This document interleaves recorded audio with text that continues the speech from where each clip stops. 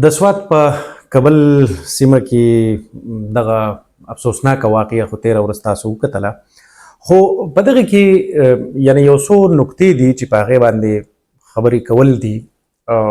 یو خو دا وله چې په دغه چې کله دغه واقعه رامخې ته شوه، نو په دغه ټایم کې هم دا کسان لګیا دي او هغه وایي چې مونږ ته پته ده چې دا چا وکړه. دا ډېر اهمه خبره ده. دویمه خبره دا ده، اهمه هم ده او دا ډېره خطرناکه هم ده. دویمه خبره دا ده، پولیس زمونږ خاص کر په بنو کې، په لکي مروت کې، په ټانک کې پولیس چې کوم دي نو هغوی دا وایي چې بهی مونږ داسې قربانۍ ورکولو ته نه یو تیار. تاسو به کتلي پولیس اکشن کمیټیز جوړ شوي دي، باقاعده هغوی درنې ورکړي دي، هغوی احتجاج کوي، هغوی وایي چې بهی دا چې کوم جنګ دی په دې کې خو مونږ صرف تاسو وجنه یې، مونږ ځان نور وجلو ته نه یو تیار. بیا په دې کې باجوړ کې هم داسې واقعات شوي ول چې خلکو د پولیس شهدا د ښخولو نه خلکو ورته وایي چې بلکې جنازې ته یې وې. تیر آی جي چې کوم و د خیبر پښتونخوا ګنډاپور صاحب و، اختر حیات ګنډاپور صاحب ته یې ویلي و، باقاعده هغوی ورته احتجاج کړی و چې بهی ته به نه راځې زمونږ جنازې له. بیا چې کله په لړم کې کومه واقعه رامخې ته شوله، په هغې کې هم یعنې دغه پولیس دي چې هغوی بیخي ما پې مخکې هم ویله کړی و چې هغوی بیخي بېیاره او مددګار، هغوی په هغه غرونو کې د اپریشن په نوم باندې بوس تللی شي، هغوی پې د هغه طرف نه ډزې وکړي، راګیرې کړي او بس بیا مرګ جوړله چې کوم دی نو پولیسو ته واوړي. یو پیره بیا په کابل کې دغه پولیس چې کوم دی په نښه شول، خو دغه امن پاسون چې کوم و نو مین ټارګټ چې کوم دی نو هغه خو یا پولیس و او یا دغه امن پاسون چې و. اوس دغه امن پاسون چې دی په دې باندې هم تاسو پوهیږئ چې ځینې خلک په دې باندې ناراضه وي، هغوی وایي چې بهی تاسو چې په دې امن پاسون کې کومې نارې وهئ نو دا سمې نه دي، دا د ریاست خلاف دي، دا د ادارو خلاف دي. نو اوس په ظاهره خبره ده دغه امن پاسون والا به هم دا سوال پورته کوي چې بهی دا په مونږ باندې چا وکړه. بله خبره دا ده چې هغه که مونږ ووایو پولیسو له د وسایلو مونږ دا غم جړو که نه چې پولیسو سره وسایل نشته، د هغوی سره ډېره د په مقابل کې د هغوی سره ډېره سوفیسټیکیټډ او ډېره د جدید معیار اسلحه ده او وسله ده.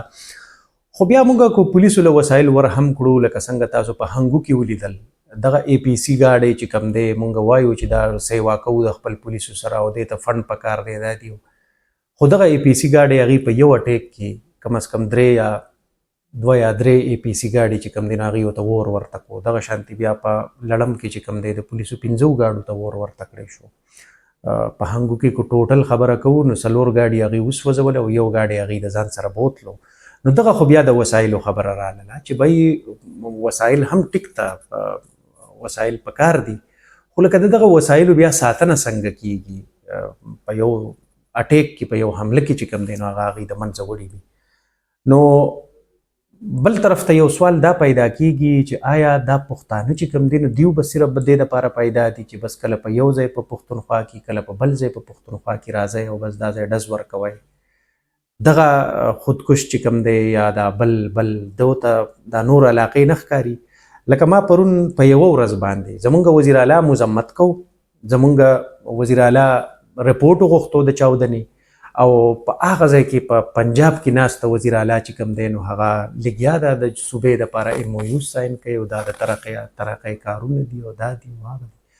هغه خبره ده که نه چې ستاسو باغ کې ښاپیري او زمونږ بیره کې پیریان، نو مونږ چې کوم دی نو بس صرف د دغه خپلو مړو د اوچتولو ته ناست یو. د پروفیسر ابراهیم صاحب خبره ډیره زیاته زما ذهن ته راځي او دا هغه وخت راځي کله چې دلته کومه بده پیښه رامخې ته شي. هغه وایي چې د یوې پیښې او د بلې پیښې په منځ کې دغه ګیپ ته مونږ امن وایو. لکه مونږ دې حد ته رارسېدلي یو چې مونږ له کله یوه پیښه وشي نو چې تر څو بله نه شوي نو مونږ وایو چې زه فلحال لا مونږ په امن کې یو. دا زمونږ بدقسمتي ده. د دې په حواله باندې به مونږ له زمونږ کوم پښتانو سیاسي مشران دي، کوم داسې نور چې کوم خلک دي، نو مونږ له به په دې باندې کم از کم دغه اوچتول وي، ځکه چې د تیرو یعنې که مونږ ووایو نو کم از کم مونږ ویلی شو داسې چې د 15 کالو نه سیوا چې کوم دی نو دا وخت وشو چې مونږ هم دغه مړي اوچتو او مړي لامبو او مړي ښخو.